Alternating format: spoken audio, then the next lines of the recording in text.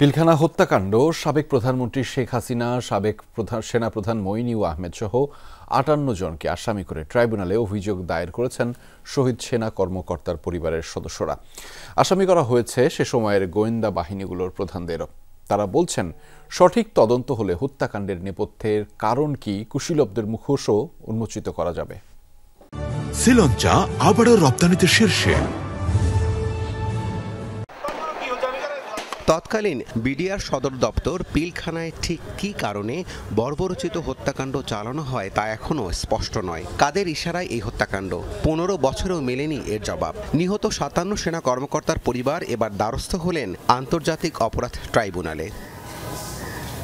শহীদ পরিবারের সদস্যদের দাবি, বিডিআর হত্যাকাণ্ডের নেপথ্যে ছিল দেশি বিদেশি শক্তি, ইন্ধন ছিল আওয়ামী লীগ সরকারের।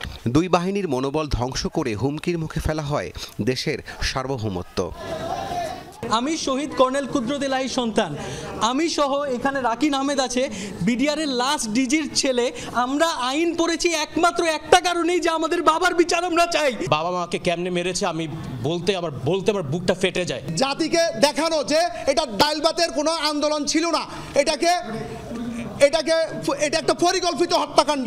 আমাকে একটা মিথ্যা খবর দেওয়া হয়েছে, আর আমি যতবারই এটার জন্য প্রতিক্রিয়া জানিয়েছি, আমাকে বলা হয়েছে আমার হাজব্যান্ডকে দেশদ্রোহী করা হবে। আমরা এইটুকুনি চাই সুষ্ঠু বিচার, এছাড়া আমরা কিছু চাই না, সেটাই আমাদেরকে এনে দেন। পিলখানা হত্যায় জড়িত থাকার অভিযোগে সাবেক প্রধানমন্ত্রী শেখ হাসিনা, তৎকালীন সেনাপ্রধান মইনুল আহমেদ সহ ৫৮ জনকে আসামি করা হয়েছে। তালিকায় আছেন সে সময়ের গোয়েন্দা কর্মকর্তা ও আওয়ামী লীগ নেতাও।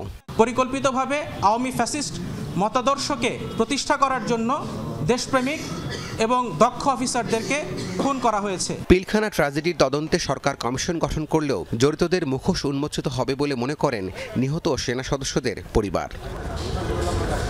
রাব্বি সিদ্দিকী, যমুনা নিউজ, ঢাকা।